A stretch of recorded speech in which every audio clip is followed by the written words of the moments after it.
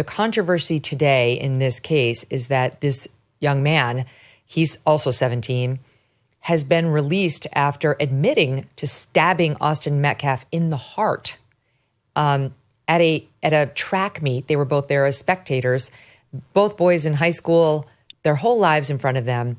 He is admitting that he stabbed Austin Metcalf in the heart with a knife. He alleges it's because Austin Metcalf laid hands on him. He's not even claiming Austin Metcalf had a weapon or threatened to kill him, etc. And now Karmelo Anthony has been released on bail. He was released from jail on Monday after posting a reduced $250,000 bond. He will remain on house arrest until his trial. A judge in Collin County slashed his $1 million bond originally and said he may await trial at home with an ankle monitor and 24-hour supervision from his parents or some other adult designee. And the family had set up a Give, Send, Go account, which has already raised over $415,000 so far. I'll just tell you what some seasoned lawyers are saying. For example, our pal Phil Holloway, he says, I see people held without bond for months or even years for much less serious charges. And I've heard a lot of that. I mean, you know how many January 6th cases were held without bond? Who did not murder anybody. But this guy, Delano, gets out on, relatively low bond that somebody else is paying because he's already got this huge GoFundMe account or Give, Send, Go account. And you tell me why that is, in your opinion. Well, to be frank, I was surprised that bail was set at $1 million. For context, Dylan Roof's bail was set at $1 million for the gun charges, not for the murders he committed, not for the 9 murders in Charleston, South Carolina, but on the gun charges. So $1 million always sounded high to me. If Karmelo Anthony had a long track record, a long criminal record, then I think it would be different. I think his entire case is going to hinge on his claim that he was acting in self-defense. A jury will have to hear evidence to substantiate that claim, and they will decide whether or not there's any basis to that claim. I think, this is my personal opinion, this case has moved from a local case to a national case because of the racial dynamics at play. And it's Karmelo is black and Austin was white. Correct. And it's unfortunate that it seems as if many of the conservatives who typically say, let's wait to hear all the facts, let's get all the evidence, let's let the jury, of this person's peers make a decision, have rushed to judgment in terms of motives, in terms of what happened or didn't happen. And part of the reason that I've been hesitant to make certain comments on this case publicly and why I'm holding my powder is because I've seen time and time again the original narrative that gets set into the media, whether on the left, typically on the left, because this race-related crimes are sort of the province of the left. They have been. I think that's changing now. But I've seen hands up, don't shoot, go up in flames. I've seen sort of the original narrative, in other cases, go up in flames. We've even seen, even when it comes to George Floyd, people go from saying, we see the video, to now certain commentators, particularly on the right, saying, no, Derek Chauvin had nothing to do with George Floyd's death. It was the overdose. So my thing is this. The $1 million bond sounded high to me. I'm not surprised it was lowered. The Give, Send, Go stuff, I've seen how that's been sort of painted. Ultimately, Karmelo Anthony is going to face a jury of his peers. And if what he did if the sort of original reports hold true, that it was just a minor verbal altercation and he pulled out a knife and stabbed this young man in the heart, then he's going to go to jail, going to go to prison for a very, very long time. He's going to. That's my prediction as a lawyer, and we take on legal cases all the time on this show, given my own past as a 10-year practicing attorney at a very high level.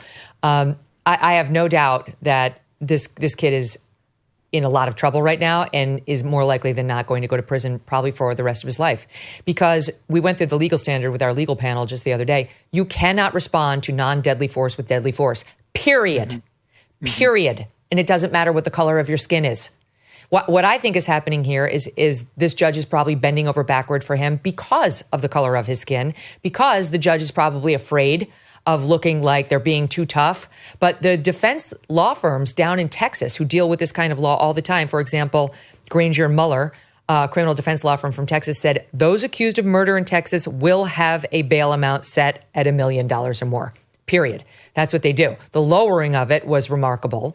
Yes, he's 17. That may have had some effect on the fact that he's still a minor, so he's technically under his parents' control.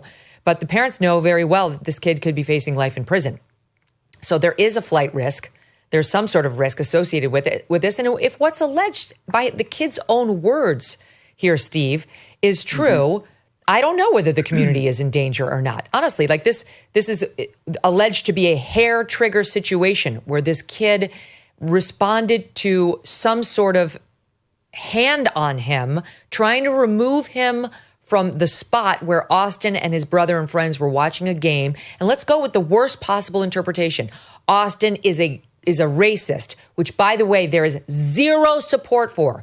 Some left-wing loons got that going on X, and I hope you all face defamation lawsuits. There's zero support for that. But let's just go with the worst case thing you could imagine, where Austin Metcalf said something racist. No one's alleging that. And that Karmelo Anthony got upset and said, yeah, I'm not leaving. And then said, go ahead and make me. And Austin Metcalf laid hands on him to make him.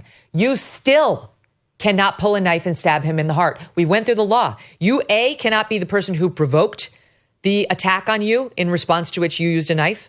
And so he can't claim self-defense for that reason. And more importantly, B, the response to force being used against you in all 50 states in the union must be proportional to the threat. And you may not use a knife, a gun, or any other means that will obviously cause death or risk serious bodily harm if that is not what's about to happen to you. Here is the police affidavit in support of the arrest. Anthony later told responding officers he was defending himself, explaining, quote, he put his hands on me. I told him not to, while, quote, crying hysterically. The affidavit said Anthony also asked if Metcalf was going to be okay. Of course, he had already died, was officially pronounced dead at a hospital less than a half hour after the stabbing. Your thoughts on it, Steve? Well, if you don't mind, just a quick digression. I wanted to commend the father here of the victim who got just roundly criticized for forgiving his son's murderer. Because we're conflating forgiveness with forbearance. It doesn't mean we're exempting you from the consequences of your actions. It just means we're not going to harbor bitterness to you. God forgave me, so I'll forgive you.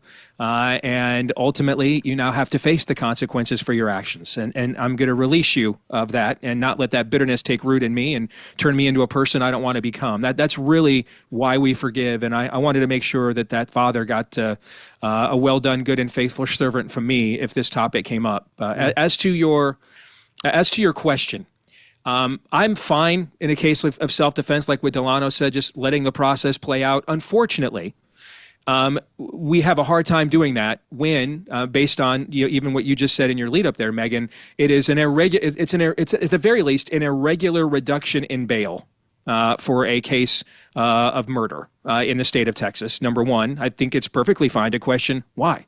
What's so unique about this? We have witnesses, we have a police statement, doesn't mean, by the way, he doesn't get due process in a trial, but we're talking about bail here.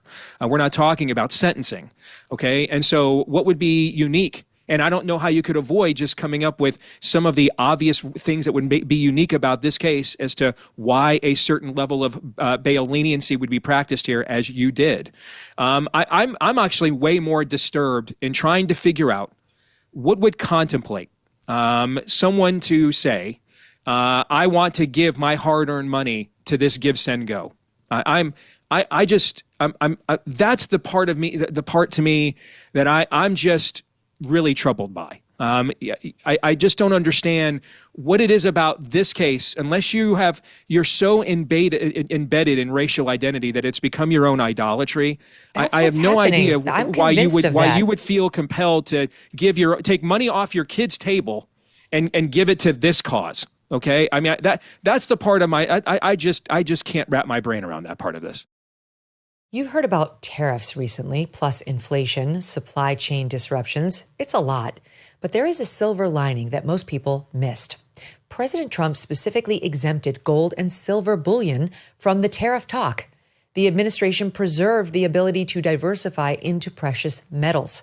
If you are concerned about your savings, consider a free consultation with a Birch Gold precious metals specialist. The first step is to text MK to 989898 and receive your free no-obligation info kit on gold. Learn how to hold gold and silver in a tax-sheltered account. Birch Gold will help you convert an existing IRA or 401k into a gold IRA for no money out of pocket. With an A-plus rating from the Better Business Bureau and thousands of thankful customers, consider texting MK to 989898. Again, text MK to 989898 to claim your free info kit right now. Thanks so much for watching. If you like what you just saw, hit the subscribe button for more clips and full episodes.